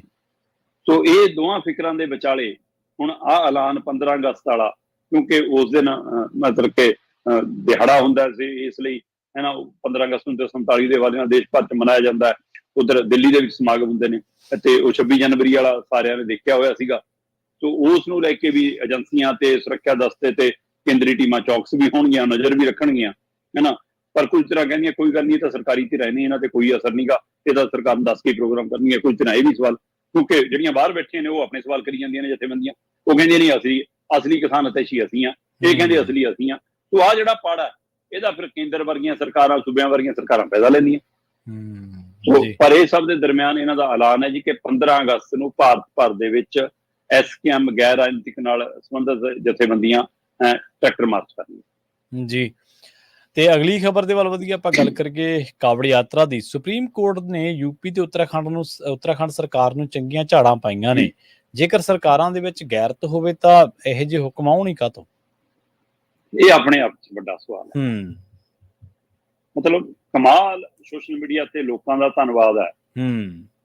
ਉਹਨਾਂ ਨੇ ਧਰਮ ਤੋਂ, ਜਾਤ ਤੋਂ, ਫਿਰਕੇ ਤੋਂ, ਆਪਣੇ ਨਾਮਾਂ ਤੋਂ ਉੱਪਰ ਉੱਠ ਕੇ, ਹੈ ਨਾ, ਜੋ ਸੋਸ਼ਲ ਮੀਡੀਆ ਤੇ ਸਵਾਲ ਖੜੇ ਕੀਤੇ ਉਹ ਕਮਾਲ ਦੇ ਸੀਗੇ। ਉਹਨਾਂ ਚ ਸਵਾਲ ਆਏ ਕਿ ਬਾਈ ਇਹ ਤਾਂ ਦੱਸ ਦਿਓ ਕਿ ਉਹ ਅੰਬ ਵਾਲੀ ਰੇਹੜੀ ਵਾਲਾ ਇੱਕ ਬੜੀ ਮਸ਼ਹੂਰ ਹੋਈ ਜਾਂਦੀ ਹੈ ਨਾ ਕਿ ਮੋਹਨ ਲਾਲ ਦੀ ਰੇਹੜੀ ਆ ਪਰ ਅੰਬ ਮੁਰਾਦਾਬਾਦੀ ਖਾਨ ਤੋਂ ਲਿਆਂਦੇ ਅਸੀਂ, ਹੈ ਨਾ, ਠੀਕ ਹੈ ਨਾ। ਤੇ ਹੁਣ ਦੱਸ ਦਿਓ ਭਾਈ। ਇਸੇ ਤਰ੍ਹਾਂ ਮਤਲਬ ਕਿ ਆਹ ਸਵਾਲ ਉੱਠੀ ਜਾਂਦਾ, ਕਹਿੰਦੇ ਜੀ ਕਈ ਵਾਰ ਕਾਬੜੀਆਂ ਨੂੰ ਟਰੱਕ ਵਾਲੇ, ਕੋਈ ਗੱਡੀ ਵਾਲੇ ਪੇਟ ਮਾਰ ਜਾਂਦੇ, ਕੋਈ ਕੁਚਲ ਜਾਂਦੇ ਆ। ਸੋ ਇਸ ਲਈ ਕਾਬੜੀਆਂ ਤੇ ਵੀ ਲਾ ਦਿਓ ਕਿ ਉਹਨਾਂ ਦਾ ਜਾਤ ਕਿਹੜੀ ਆ, ਹੈ ਨਾ, ਧਰਮ ਕਿਹੜਾ, ਤਾਂ ਕਿ ਉਹਨਾਂ ਦੇ ਧਰਮ ਵਾਲੇ ਡਾਕਟਰ ਕੋਲੇ ਲੈ ਕੇ ਜਾਈਏ, ਉਹਨਾਂ ਦੀ ਜਾਤ ਵਾਲੇ ਡਾਕਟਰ ਕੋਲੇ ਲੈ ਕੇ ਜਾਈਏ। ਸੋ ਇਹ ਸਾਰੇ ਹਵਾਲਿਆਂ ਦੇ ਵਿਚਾਲੇ ਮਾਮਲਾ ਸੁਪਰੀਮ ਕੋਰਟ ਪਹੁੰਚ ਗਿਆ ਤੇ ਮਾਣਯੋਗ ਸੁਪਰੀਮ ਕੋਰਟ ਹੋਰਾਂ ਨੇ ਚੰਗੀਆਂ ਝਾੜਾਂ ਮਾਰਦਿਆਂ ਯੂਪੀ ਸਰਕਾਰ ਨੂੰ ਵੀ, ਉੱਤਰਾਖੰਡ ਸਰਕਾਰ ਨੂੰ ਵੀ, ਮੱਧ ਪ੍ਰਦੇਸ਼ ਸਰਕਾਰ ਨੂੰ ਵੀ, ਉਜੈਨ ਦੇ ਨਗਰ ਨਿਗਮ ਨੂੰ ਵੀ ਨੋਟਿਸ ਜਾਰੀ ਕਰਤੇ ਜੀ ਜੀ। ਉਹ ਕਹਿੰਦੇ ਬਈ ਤੁਸੀਂ ਇਹ ਕਿਵੇਂ ਕਹਿ ਸਕਦੇ ਹੋ ਕਿ ਹਾਂ ਆਪਣੀ ਦੁਕਾਨ ਦੇ ਉੱਤੇ ਜਾਤ ਧਰਮ ਲਿਖੋ, ਤੁਸੀਂ ਵੈਜ ਨਾਨ ਵੈਜ ਨੂੰ ਲੈ ਕੇ ਲਿਖੋ ਕਿ ਹਾਂ ਬਈ ਜੇ ਤੁਹਾਡੀ ਦੁਕਾਨ ਵੈਜ ਆ ਤਾਂ ਪਿਓਰ ਵੈਜ ਸਮਾਨ ਹੋਣਾ ਚਾਹੀਦਾ, ਜੇ ਨਾਨ ਵੈਜ ਹੈ ਤਾਂ ਨਾਨ ਵੈਜ ਹੀ ਮਤਲਬ ਕਿ ਨਾਲ ਲਿਖਿਆ ਹੋਣਾ ਚਾਹੀਦਾ। ਤੇ ਕਹਿੰਦੇ ਬਕਾਇਦਾ ਮੈਨਿਊ ਹੋਣਾ ਚਾਹੀਦਾ ਕਿ ਹਾਂ ਆਹ ਚੀਜ਼ਾਂ ਉਪਲਬਧ ਨੇ। ਤੇ ਕਹਿੰਦੇ ਮਸਲਾ ਤਾਂ ਸਾਫ਼ ਸਫਾਈ ਦਾ ਹੁੰਦਾ। ਮਾਨਯੋਗ ਮੈਂ ਜਸਟਿਸ ਭੱਟੀ ਸਾਹਿਬ ਨੂੰ ਸੁਣ ਰਿਹਾ ਸੀ, ਅੱਛਾ, ਉਹ ਕਹਿੰਦੇ ਵੀ ਮੈਂ ਕੇਰਲਾ 'ਚ ਰਹਿੰਦਾ ਸੀ, ਕੇਰਲਾ 'ਚ ਮੇਰੀ ਤੈਨਾਤੀ ਸੀ, ਕਹਿੰਦੇ ਉੱਥੇ ਚੰਗੇ ਹੋਟਲ ਸੀ, ਹਿੰਦੂ ਭਾਈਚਾਰੇ ਦੇ, ਮੁਸਲਮਾਨ ਭਾਈਚਾਰਿਆਂ ਦੇ ਵੀ, ਹੈ ਨਾ। ਪਰ ਕਹਿੰਦਾ ਕਿ ਮੈਂ ਮੁਸਲਮਾਨ ਭਾਈਚਾਰੇ ਦੇ ਇੱਕ ਹੋਟਲ ਤੇ ਜਾਣਾ ਪਸੰਦ ਕਰਦਾ ਸੀ ਕਿਉਂਕਿ ਉਹ ਮੁੰਡਾ ਦੁਬਈ ਤੋਂ ਆਇਆ ਸੀ ਤੇ ਉਹਨੂੰ ਦੁਬਈ ਤੋਂ ਆ ਕੇ ਹੋਟਲ ਖੋਲਿਆ ਸੀ। ਉਹ ਇੰਟਰਨੈਸ਼ਨਲ ਪੱਧਰ ਦੇ ਉੱਤੇ ਉਹ ਸਾਰੇ ਮਾਰਕਾਂ ਨੂੰ ਪੂਰਾ ਕਰਦਾ ਸੀ ਤੇ ਸਫਾਈ ਦਾ ਇੰਨਾ ਵਧੀਆ ਪ੍ਰਬੰਧ ਸੀ, ਮੈਨੂੰ ਉੱਥੇ ਜਾਣਾ ਚੰਗਾ ਲੱਗਦਾ ਸੀ। ਸੋ ਕਹਿੰਦਾ ਕਿ ਇਹ ਚੀਜ਼ਾਂ ਤੈਅ ਕਰੋ ਕਿ ਸਫਾਈ ਚੰਗੀ ਹੋਵੇ, ਚੀਜ਼ ਸ਼ੁੱਧ ਹੋਵੇ, ਹੈ ਨਾ, ਤੇ ਆਹ ਕਿਹੜਾ ਤਰੀਕਾ। ਤੇ ਇਸ ਮਸਲੇ ਤੇ ਅਭਿਸ਼ੇਕ ਮਨੂ ਸੰਘਵੀ ਹੋਰੀ ਉੱਥੇ ਦੂਜੀ ਧਿਰ ਵੱਲੋਂ ਵਕਾਲਤ ਕਰ ਰਹੇ ਸੀ ਯੂਪੀ ਸਰਕਾਰ ਦੇ ਖਿਲਾਫ ਜਾਂ ਇਸ ਫੈਸਲੇ ਦੇ ਖਿਲਾਫ, ਹੈ ਨਾ, ਤੇ ਉਹਨਾਂ ਨੇ ਵੀ ਹਵਾਲਾ ਦਿੱਤਾ ਇਸ ਹਵਾਲੇ ਨਾਲ। ਫਿਰ ਉਹ ਕਹਿੰਦੇ ਜੀ ਕਿ ਇਹ ਕਾਵੜ ਯਾਤਰਾ ਦੇ ਰਾਹੀਂ ਇਕੱਲੇ ਘੱਟ ਗਿਣਤੀ ਭਾਈਚਾਰੇ ਨੂੰ ਦਰਕਨਾਰ ਕਰਨ ਦੀ ਕੋਸ਼ਿਸ਼ ਨਹੀਂ, ਇਹ ਨਾਲ ਜਿਹੜਾ ਨਾਮ ਦੇ ਨਾਲ ਪਹਿਚਾਣ ਸ਼ਬਦ ਲਿਖਿਆ, ਇਹਦਾ ਮਤਲਬ ਉਹਦੇ ਵਿੱਚੋਂ ਜਾਤ ਵੀ ਲੱਭਣਾ ਚਾਹੁੰਦੇ ਨੇ, ਦਲਿਤ ਭਾਈਚਾਰੇ ਨੂੰ ਵੀ ਦਰਕਨਾਰ ਕਰਨਗੇ। ਬਿਲਕੁਲ, ਇਹ ਉੱਥੇ ਤੱਕ ਵੀ ਆਉਣਗੇ, ਇਹ ਆਪਣੀ ਉਸੇ ਨੀਤੀ ਤੇ ਆਉਣਗੇ, ਹੈ ਨਾ। ਸੋ ਇਸ ਨੇ ਉਹਨੇ ਉਸ ਗੱਲ ਵੱਲ ਵੀ ਇਸ਼ਾਰਾ ਕੀਤਾ। ਉਧਰ ਸੰਸਦ ਦੇ ਵਿੱਚ ਸੈਸ਼ਨ ਸ਼ੁਰੂ ਹੋ ਗਿਆ ਸੀਗਾ, ਮਾਨਸੂਨ ਸੈਸ਼ਨ। ਅੱਜ ਬਜਟ ਪੇਸ਼ ਕਰਨਾ ਨਿਰਮਲਾ ਸੀਤਾਰਮਨ ਨੇ, ਕੱਲ ਇਸ ਗੱਲ ਤੇ ਉੱਥੇ ਹੰਗਾਮਾ ਵੀ ਹੋਇਆ। ਉਹ ਕਹਿੰਦੇ ਮੋਦੀ ਜੀ ਰਾਜ ਧਰਮ ਤਾਂ ਨਿਭਾ ਦਿਓ, ਹੁਣ ਤਾਂ ਅਦਾਲਤ ਨੇ ਵੀ ਕਹਿਤਾ ਜੀ ਘੱਟੋ ਘੱਟ ਆਪਣੀਆਂ ਸਰਕਾਰਾਂ ਨੂੰ ਹਦਾਇਤਾਂ ਕਰੋ ਕਿ ਇਹ ਕੀ ਕੁਛ ਹੈ। ਸੋ ਇਸ ਲਈ ਹੁਣ ਸੁਪਰੀਮ ਕੋਰਟ ਨੇ ਸਪਸ਼ਟ ਸ਼ਬਦਾਂ 'ਚ ਕਿਹਾ ਕਿ ਤੁਸੀਂ ਮਤਲਬ ਮਾਸਾਹਾਰੀ ਹੈ ਜਾਂ ਸ਼ਾਕਾਹਾਰੀ ਹੈ, ਇਹ ਚੀਜ਼ਾਂ ਦੀ ਚਿੰਨਿਤ ਕਰੋ ਜੀ, ਮੈਨਿਊ ਚਿੰਨਿਤ ਕਰੋ, ਪਰ ਨਾਮ, ਪਹਿਚਾਣ, ਜਾਤ, ਇਹ ਚੀਜ਼ਾਂ ਦਾ ਕੋਈ ਮਸਲਾ ਨਹੀਂਗਾ। ਇਹ ਚੀਜ਼ਾਂ ਲਿਖਣਾ ਬਿਲਕੁਲ ਗੈਰ ਵਾਜਬ ਹੈ, ਇਹ ਗਲਤ ਹੈ। ਤੇ ਇਸ ਮਸਲੇ ਤੇ ਅਗਲੀ ਸੁਣਵਾਈ ਉਹਨਾਂ ਨੇ 26 ਜੁਲਾਈ ਨੂੰ ਰੱਖ ਲਈ ਆ। ਯੂਪੀ ਨੂੰ, ਉੱਤਰਾਖੰਡ ਨੂੰ, ਮੱਧ ਪ੍ਰਦੇਸ਼ ਨੂੰ, ਉਜੈਨ ਨੂੰ ਨਗਰ ਨਿਗਮ ਨੋਟਿਸ ਜਾਰੀ ਹੋਇਆ ਕਿ ਦਿਓ ਜਵਾਬ ਭਾਈ ਕੀ ਆ, ਠੀਕ ਹੈ ਨਾ। ਕਿਉਂਕਿ ਅਸਲ 'ਚ ਇਹ ਮਾਮਲਾ ਸ਼ੁਰੂ ਹੋਇਆ ਸੀ ਮੁਜ਼ੱਫਰਾਨਗਰ ਤੋਂ। ਮੁਜ਼ੱਫਰਾਨਗਰ ਦੀ ਨਗਰ ਨਿਗਮ ਨੇ ਮਤਲਬ ਪਹਿਲਾਂ ਪੁਲਿਸ ਨੇ ਉੱਥੇ ਨੇ ਹਦਾਇਤ ਜਾਰੀ ਕਰਤੀ, ਉਹ ਤੋਂ ਬਾਅਦ ਯੂਪੀ ਸਰਕਾਰ ਨੇ ਜਾਰੀ ਕਰਤੀ, ਫਿਰ ਉੱਤਰਾਖੰਡ ਵਿੱਚ ਸ਼ਾਮਲ ਹੋ ਗਿਆ, ਫਿਰ ਸਾਰੀਆਂ ਧਿਰਾਂ ਸ਼ਾਮਲ ਹੋ ਗਈਆਂ, ਹਨਾ।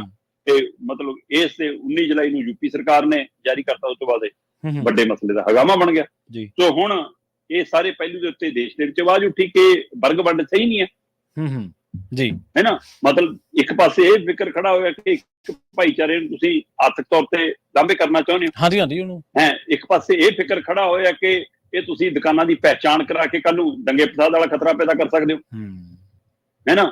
ਸੋ ਇਹ ਸਾਰੇ ਵਰਤਾਰਿਆਂ ਚੋਂ ਮਤਲਬ ਕਿ ਇਹ ਸੁਪਰੀਮ ਕੋਰਟ ਦਾ ਜਿਹੜਾ ਫੈਸਲਾ ਹੈ ਉਹ ਰਾਹਤ ਭਰਿਆ ਸੀ, ਉਹ ਸਾਂਝੀਵਾਲਤਾ ਨੂੰ ਫਿਰ ਮਜ਼ਬੂਤ ਕਰਨ ਵਾਲਾ ਸੀ ਔਰ ਇਹਨਾਂ ਸਰਕਾਰਾਂ ਨੂੰ ਸ਼ੀਸ਼ਾ ਦਿਖਾਉਣ ਵਾਲਾ ਸੀ। ਪਰ ਜੇ ਸਮਝਣ ਤਾਂ ਇਹ ਸਮਝਣਾ ਨਹੀਂ ਚਾਹੁੰਦੀਆਂ ਅਜੇ ਵੀ ਇਹ ਸਿਸਟਮ ਵਾਲੀਆਂ ਸਰਕਾਰਾਂ। ਇਹਨਾਂ ਨੂੰ ਲੱਗਦਾ ਕਿ ਸਾਡੀ ਰਾਜਨੀਤੀ ਇਸੇ ਤਰ੍ਹਾਂ ਪੱਕੂਗੀ, ਇਸੇ ਤਰ੍ਹਾਂ ਸਾਡੀ ਘਾਟ ਦੀ ਹਾਂਡੀ ਵਾਰ-ਵਾਰ ਸਿਰੇ ਚੜੂਗੀ, ਉਹ ਇਸ ਲਈ ਫਿਰ ਚੜਾਉਣ ਨੂੰ ਫਿਰਦੇ ਇਹਦੇ ਸਾਰ ਜੀ। ਤੁਸੀਂ ਇਹ ਵੇਖੋ ਵੀ ਕੰਮ ਉਲਟਾ ਕਿਵੇਂ ਹੋ ਰਿਹਾ ਸ਼ਰਮਾ ਜੀ, ਕਿ ਜਿਹੜੀਆਂ ਸਰਕਾਰਾਂ ਨੇ ਅਮਨ ਕਾਨੂੰਨ ਨੂੰ ਸਹੀ ਰੱਖਣਾ ਹੈ, ਮਤਲਬ ਕੋਈ ਸ਼ਰਾਰਤੀ ਅਨਸਰ ਕੋਈ ਕਾਵੜੀਆਂ ਨਾਲ ਜਾਂ ਦੁਕਾਨਦਾਰਾਂ ਤੇ ਕਾਵੜੀਆਂ ਦੇ ਭੇਜ ਚੁੱਕਿਆ ਜੀ ਘਟਨਾ ਨੂੰ ਅੰਜਾਮ ਨਾ ਦੇ ਦੇ, ਜਿਹਦੇ ਨਾਲ ਦੋ ਭਾਈਚਾਰਿਆਂ ਦੇ ਵਿੱਚ ਤਣਾਅ ਆਵੇ, ਉਹ ਸਰਕਾਰਾਂ ਉਲਟਾ ਸਗੋਂ ਉਹਨਾਂ ਦੀ ਪੁਲਿਸ ਜਾਂ ਉਹਨਾਂ ਦੇ ਪ੍ਰਸ਼ਾਸਨ ਉਹ ਆ ਕੇ ਆਇਡੈਂਟੀਫਾਈਡ ਕਰ ਰਹੇ ਆ ਕਿ ਆਹ ਟਿਕਾਣੇ ਨੇ ਭਾਈ, ਆਹ ਟਿਕਾਣਾ। ਤੇ ਆਪਾਂ ਦੇਖੋ, ਚਲੋ ਆਪਾਂ ਇਹ ਨਹੀਂ ਕਹਿੰਦੇ ਸਾਰੇ ਕਾਵੜੀਏ ਮਾੜੇ ਆ, ਪਰ ਤੁਸੀਂ ਦੇਖੋ ਹਰਿਆਣੇ ਦੇ ਵਿੱਚ ਹਿੰਸਾ ਹੋਈ ਹੈ, ਔਰ ਜਦੋਂ ਕੋਈ ਵੀ ਜਿਹੜਾ ਕੋਈ ਗਰੁੱਪ ਹੈ, ਕੋਈ ਵੀ ਭੀੜ ਹੈ, ਉਹ ਜਦੋਂ ਸਿਆਸੀ ਸਰਪ੍ਰਸਤੀ ਦੇ ਨਾਲ ਕੋਈ ਗੁੰਡਾਗਰਦੀ ਕਰਦੀ ਹੈ ਨਾ, ਧਰਮ ਐਸੀਆਂ ਚੀਜ਼ਾਂ ਨਹੀਂ ਸਿਖਾਉਂਦਾ ਕਿਸੇ ਨੂੰ, ਕਿਸੇ ਦੀ ਰੋਟੀ 'ਚ ਲੱਤ ਮਾਰਨਾ ਨਹੀਂ ਸਿਖਾਉਂਦਾ ਧਰਮ ਜੀ। ਬਿਲਕੁਲ ਇਸੇ ਕਰਕੇ ਕਾਬੜੀਆਂ ਦਾ ਧਰਮ ਤਾਂ ਰਿਹਾ ਕਿ ਉਹ ਸੰਤ ਉੱਥੋਂ ਗੰਗਾ ਜਲ ਲੈ ਕੇ ਆ ਰਹੀ ਸੀ, ਰਸਤੇ 'ਚ ਕਹਿੰਦੇ ਗਧਾ ਤੜਪ ਰਿਹਾ, ਉਹ ਕਹਿੰਦੇ ਬਈ ਸ਼ਿਵ ਜੀ ਦਾ ਜਲ ਹੋਰ ਵੀ ਚੜਾਉਣਗੇ, ਪਹਿਲਾਂ ਇਹਦੀ ਪਿਆਸ ਬੁਝਾਉਣੀ ਆ। ਹਾਂਜੀ ਬਿਲਕੁਲ, ਉਹ ਤਾਂ ਧਰਮ ਨੇ ਪਿਆਸ ਬੁਝਾਉਣ ਵਾਲਾ, ਹਾਂਜੀ ਬਿਲਕੁਲ। ਤੇ ਅਸੀਂ ਹੁਣ ਚਿੰਨਿਤ ਕਰਕੇ ਮਤਲਬ ਨਿਸ਼ਾਨਿਆਂ ਤੇ ਲਿਆਉਣ ਲਈ ਕਹਿ ਰਹੇ ਹਾਂ ਉਹਨਾਂ ਨੂੰ। ਸੋ ਇਸ ਲਈ ਤੁਸੀਂ ਕਾਬੜੀਆਂ ਦੀ ਪਰਿਭਾਸ਼ਾ ਨੂੰ ਸਰਕਾਰਾਂ ਬਦਲ ਰਹੀਆਂ ਬਿਲਕੁਲ। ਸੋ ਇਹ ਜਿਹੜੀ ਇਸ ਤਰ੍ਹਾਂ ਇੱਕ ਭਾਈਚਾਰੇ ਵਿਸ਼ੇਸ਼ ਨੂੰ ਸਿਆਸੀ ਸਰਪ੍ਰਸਤੀ ਦੇ ਕੇ ਤੇ ਦੂਜੇ ਨੂੰ ਜਿਵੇਂ ਤੁਸੀਂ ਕਿਹਾ ਨਾ ਅਲੱਗ ਥਲੱਗ ਜਾਂ ਉਹਨੂੰ ਆਡੋ ਫਾਟੀ ਕਰ ਦੇਣਾ, ਪਾਟੋ ਧੜ ਕਰ ਦੇਣਾ, ਆਰਥਿਕ ਨੁਕਸਾਨ ਕਰਨਾ, ਇਹ ਕੋਈ ਚੰਗੀ ਪਿਰਤ ਨਹੀਂ ਹੈ। ਲੋਕਾਂ ਨੇ ਪਹਿਲਾਂ ਵੀ ਫਿਰਕੂਵਾਦ ਦੀ ਸਿਆਸਤ ਦਾ ਜਵਾਬ ਦਿੱਤਾ ਔਰ ਉਮੀਦ ਕਰਦੇ ਹਾਂ ਅਸੀਂ ਹੁਣ ਵੀ ਦੇ ਰਹੇ ਜੀ। ਬਿਲਕੁਲ। ਅਗਲੀ ਖਬਰ ਦੇ ਵੱਲ ਵਧ ਗਏ ਤੇ ਜਾਂਦੇ ਜਾਂਦੇ ਗੱਲ ਕਰੀਏ ਲਾਲਚ ਦੀ, ਇਨਸਾਨੀਅਤ ਦੇ ਤਾਰ-ਤਾਰ ਹੋਣ ਦੀ, ਰਿਸ਼ਤਿਆਂ ਦੇ ਤਾਰ-ਤਾਰ ਹੋਣ ਦੀ। ਆਪਾਂ ਅਕਸਰ ਹੀ ਇਹ ਪੰਜਾਬ ਦੇ ਵਿੱਚ ਇਹ ਦੇਖਦੇ ਹਾਂ, ਪੰਜਾਬ ਕੀ ਹਰਿਆਣਾ, ਰਾਜਸਥਾਨ ਦੇ ਵਿੱਚ ਇਹ ਚੀਜ਼ਾਂ ਆਮ ਨੇ ਔਰ ਭਾਰਤ ਦੇ ਉਹਨਾਂ ਹਿੱਸਿਆਂ ਦੇ ਵਿੱਚ ਆਮ ਨੇ ਜਿੱਥੇ ਕਾਸ਼ਤਕਾਰ ਲੋਕ ਨੇ, ਜ਼ਮੀਨਾਂ ਦੀ ਵਾਹੀ ਹੁੰਦੀ ਹੈ, ਜ਼ਮੀਨ ਖਾਤਰ ਲੋਕਾਂ ਦੇ ਵਿੱਚ ਝਗੜੇ ਹੁੰਦੇ ਨੇ, ਸਿਆਣੇ ਲੋਕ ਸੁਲਝਾ ਵੀ ਲੈਂਦੇ ਨੇ, ਪਰ ਬਹੁਤੀ ਵਾਰੀ ਕਿਉਂਕਿ ਇਹ ਝਗੜੇ ਪਰਿਵਾਰਾਂ ਦੇ ਵਿੱਚ ਹੀ ਹੁੰਦੇ ਨੇ, ਵੰਡ ਵੰਡਈਏ ਨੂੰ ਲੈ ਕੇ ਹੁੰਦੇ ਨੇ। 1 ਏਕੜ ਜ਼ਮੀਨ ਖਾਤਰ ਸ਼ਰਮਾ ਜੀ ਮਾਂ ਤੇ ਭਰਾ ਸਣੇ 6 ਰਿਸ਼ਤਿਆਂ ਦਾ ਕਤਲ ਕਰਤਾ ਕਿਸੇ ਬੰਦੇ ਨੇ ਜੀ। ਬਿਲਕੁਲ, ਮਤਲਬ ਇਹ ਖਬਰ ਪੜ੍ਹਦਿਆਂ ਹੁੰਦਾ ਕਿ ਬੰਦੇ ਦੀ ਹਿੰਮਤ ਕਿਵੇਂ ਪੈਂਦੀ ਹੈ ਜਾਂ ਕੁਝ ਕਰਨ ਦੀ। ਹਾਂਜੀ ਬਿਲਕੁਲ। ਇਹ ਆਪਣੇ ਆਪ 'ਚ ਮਤਲਬ ਬੜਾ ਗੰਭੀਰ ਪਹਿਲੂ ਆ। ਪੰਜਾਬ ਦਾ ਗਵਾਂਢੀ ਸੂਬਾ ਹਰਿਆਣਾ, ਹਰਿਆਣੇ ਦੀ ਘਟਨਾ ਹੈ। ਸਾਬਕਾ ਫੌਜੀ ਆ, 6-7 ਸਾਲ ਫੌਜ 'ਚ ਲਾ ਕੇ ਆਇਆ, ਠੀਕ ਹੈ ਜੀ, ਹੈ ਨਾ। ਤੇ ਪਿਓ ਦੇ ਨਾਂ 2 ਏਕੜ ਜ਼ਮੀਨ ਸੀ ਸਿਰਫ, ਤੇ 2 ਮੁੰਡੇ ਸੀ, ਉਹਨੇ ਦੋਵਾਂ ਮੁੰਡਿਆਂ ਨੂੰ 1 ਏਕੜ ਬਣਤੀ, ਠੀਕ ਹੈ ਜੀ। ਪਰ ਇਹ ਫੌਜੀ ਕਹਿੰਦਾ 2 ਏਕੜ ਮੈਨੂੰ ਦਿਓ, ਦੂਏ ਭਰਾ ਨੂੰ, ਛੋਟੇ ਭਰਾ ਨੂੰ ਕੁਝ ਨਹੀਂ ਦੇਣਾ।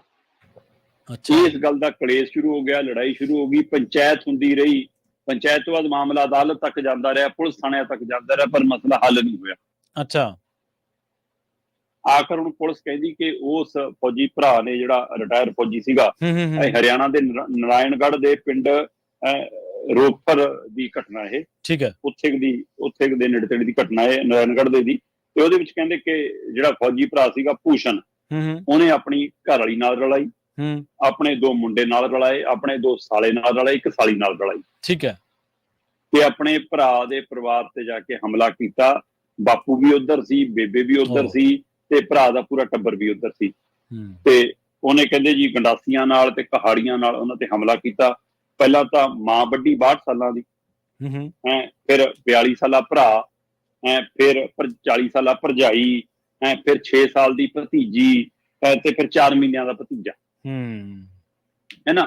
ਮਤਲਬ ਉਹਨੇ ਪਿਓ ਤੇ ਵਾਰ ਕੀਤਾ, ਪਿਓ ਦੇ ਸਿਰ ਤੇ ਕਹਾੜੀ ਵੱਜੀ ਤੇ ਉਹ ਉੱਤੇ ਡਿੱਗ ਗਿਆ, ਉਹਨੂੰ ਲੱਗਿਆ ਕਿ ਮਰ ਗਿਆ, ਉਹਨੂੰ ਛੱਡ ਕੇ ਤੇ ਉਹ ਉੱਠ ਕੇ ਗੰਨੇ ਦੇ ਖੇਤ ਚ ਲੁਕ ਗਿਆ, ਤੇ ਤਾਂ ਉਹਦੀ ਉਹ ਜਾਨ ਬਚੀ, ਉਹਨੂੰ ਪੀਜੀਆਈ ਲੈ ਗਏ। ਇਸੇ ਤਰ੍ਹਾਂ ਇਹਨਾਂ ਸਾਰਿਆਂ ਨੂੰ ਮਾਰਨ ਤੋਂ ਬਾਅਦ ਇਕੱਠਿਆਂ ਨੂੰ ਇਹ ਘਰ ਦੇ ਬਾਹਰ ਅੱਗ ਲਾਉਣ ਦੀ ਕੋਸ਼ਿਸ਼ ਕੀਤੀ, ਤਾਂ ਇੱਕ ਜਵਾਕੜੀ ਜਿਹੜੀ 7 ਸਾਲ ਦੀ ਹੋਰ ਭਤੀਜੀ ਸੀਗੀ, ਉਹ ਕਿਤੇ ਲੁਕ ਗਈ, ਉਹਨੂੰ ਖਿੱਚ ਕੇ ਲਿਆ ਕੇ ਬਲਦੀ ਅੱਗ ਤੇ ਸਿੱਟਤਾ। ਅੱਛਾ, ਹੈ ਨਾ। ਉਹ 7 ਸਾਲ ਦੀ ਪਰੀ, ਤੇ ਉਹ ਵੀ ਜ਼ਖਮੀ ਹਾਲਤ ਚ ਪੀਜੀਆਈ ਲਿਆਂਦੀ। ਮਤਲਬ ਦਾਦਾ ਤੇ ਪੋਤੀ ਜਦੋਂ ਪੀਜੀਆਈ, ਤਾਂ ਉੱਥੇ ਆ ਕੇ ਪੋਤੀ ਦਮ ਤੋੜ ਗਈ। ਇਕੱਲੇ ਦਾਦੇ ਦਾ ਇਲਾਜ ਚੱਲਦਾ। ਉਹਨੇ ਕਹਾਣੀ ਸੁਣਾਈ ਹੈ ਕਿ ਇੰਜ ਸਾਨੂੰ ਮਤਲਬ 2 ਏਕੜ ਚੋਂ 1 ਏਕੜ ਮਿਲ ਗਿਆ, 1 ਏਕੜ ਹੋਰ ਹਾਸਲ ਕਰਨ ਦੇ ਚੱਕਰ ਚ ਆਪਣੀ ਮਾਂ ਵੀ, ਭਰਾ ਵੀ, ਪਿਓ ਵੀ, ਤੇ ਸਾਰਿਆਂ ਤੇ ਅਜਿਹੇ ਵਾਰ ਕੀਤੇ ਕਿ ਖੂਨ ਦੇ ਰਿਸ਼ਤੇ ਮਤਲਬ ਪਾਣੀ ਵਾਂਗ ਬਹਿ ਗਏ। ਤੇ ਹੁਣ ਆਪ ਜੇਲ੍ਹ ਚ ਰਹੂਗਾ, ਟੱਬਰ ਅੰਦਰ ਹੋਊਗਾ, ਫੜ ਲਿਆ, ਸਾਰੇ ਫੜੇ ਗਏ, ਹੈ ਨਾ। ਤੇ ਹੁਣ ਜ਼ਮੀਨ ਕਿਹਨੇ ਵਾਹੁਣੀ ਹੈ, ਕਿਹਨੇ ਕੀ ਕਰਨੀ ਹੈ, ਹੁਣ ਹਿਸਾਬ ਲਾਈਦਾ। ਹਾਂਜੀ ਸ਼ਰਮਾ ਜੀ, ਚਲੋ ਮੰਨਦੇ ਆ ਕਿ ਵੱਡੇ ਬਜ਼ੁਰਗਾਂ ਨਾਲ ਜਾਂ ਜਿਹਦਾ ਨਾਂ ਜ਼ਮੀਨ ਆ ਉਹਨਾਂ ਨਾਲ ਤਾਂ ਕੋਈ ਹੋਣਾ ਝਗੜਾ, ਉਹਨਾਂ ਨੂੰ ਤਾਂ ਜਾਨੋਂ ਮਾਰਨ ਦਾ ਤਾਂ ਆਪਾਂ ਫਿਰ ਵੀ ਨਹੀਂ ਜਸਟੀਫਾਈ ਕਰ ਸਕਦੇ, ਪਰ ਇੱਕ 7 ਸਾਲ ਦੀ ਬੱਚੀ ਨੂੰ ਮੱਚਦੀ ਅੱਗ 'ਚ ਸਿੱਟਤਾ, ਕਿੱਥੇ ਗਰਕ ਗਈ ਇਨਸਾਨੀਅਤ। 4 ਮਹੀਨਿਆਂ ਦਾ ਭਤੀਜਾ, 4 ਮਹੀਨਿਆਂ ਦਾ ਭਤੀਜਾ, 6 ਸਾਲ ਦੀ ਭਤੀਜੀ। ਮਤਲਬ ਇਹੀ ਤਾਂ ਬੰਦਾ ਨਾ ਹੋ ਜਾਂਦਾ, ਬੰਦਾ ਨਹੀਂਗਾ ਨਾ। ਹਾਂਜੀ, ਬੰਦਾ ਨਹੀਂ ਨਾ, ਫਿਰ ਉਹਦੇ ਪਰ ਹੈਵਾਨ ਮਤਲਬ ਹੋ ਜਾਂਦਾ। ਹੁਣ ਜੋ ਮਰਜ਼ੀ ਕਰੀ ਜਾਓ, ਹੁਣ ਚਾਹੇ ਜੇਲ੍ਹ 'ਚ ਬੈਠ ਕੇ ਰੋਵੋ, ਤੇ ਚਾਹੇ ਆਪਣੀ ਜਿੱਤ ਨੂੰ ਮੰਨ ਲਓ ਕਿ ਹਾਂਜੀ ਜਿੱਤ ਲੈ, ਕੀ ਜਿੱਤ ਲੈ। ਪਰ 2 ਕਾਰਨ ਤਾਂ ਵੱਡੇ ਸੀ, ਤੁਹਾਡੀ ਲਾਲਚ ਤੇ ਜਿੱਦ, ਹਉਮੈ, ਹੰਕਾਰ, ਕਿ ਮੈਂ ਜੋ ਕਰਤਾ ਮੇਰਾ ਜੋ। ਸੋ ਬਹੁਤ ਕੁਛ, ਕਈ ਵਾਰੀ ਨਾ ਬੰਦਾ ਛੋਟੀ ਚੀਜ਼ ਪਾਉਣ ਖਾਤਰ ਬਹੁਤ ਕੁਛ ਗਵਾ ਬੈਂਦਾ, ਉਹਨੂੰ ਸਮਾਂ ਪਤਾ ਲੱਗਦਾ। ਬਿਲਕੁਲ ਸ਼ਰਮਾ ਜੀ, ਇਹਨਾਂ ਖਾਸ ਖਬਰਾਂ ਤੇ ਖਾਸ ਜਾਣਕਾਰੀਆਂ ਦੇ ਲਈ ਬਹੁਤ ਬਹੁਤ ਧੰਨਵਾਦ ਜੀ। ਬਹੁਤ ਸ਼ੁਕਰੀਆ ਜੀ। ਖਬਰ ਤੇ ਨਜ਼ਰ ਪ੍ਰੋਗਰਾਮ ਨੂੰ ਆਪਾਂ ਇੱਥੇ ਹੀ ਸਮਾਪਤ ਕਰਾਂਗੇ। ਤੁਹਾਡਾ ਸਾਰਿਆਂ ਦਾ ਬਹੁਤ ਧੰਨਵਾਦ। ਸਤਿ ਸ਼੍ਰੀ ਅਕਾਲ। ਜੁੜੇ ਰਹੋ ਪੰਜਾਬੀ ਰੇਡੀਓ USA ਦੇ ਨਾਲ। ਪੰਜਾਬੀ ਰੇਡੀਓ USA ਤੇ ਪ੍ਰੋਗਰਾਮਾਂ ਦਾ ਸਿਲਸਿਲਾ ਲਗਾਤਾਰ ਜਾਰੀ।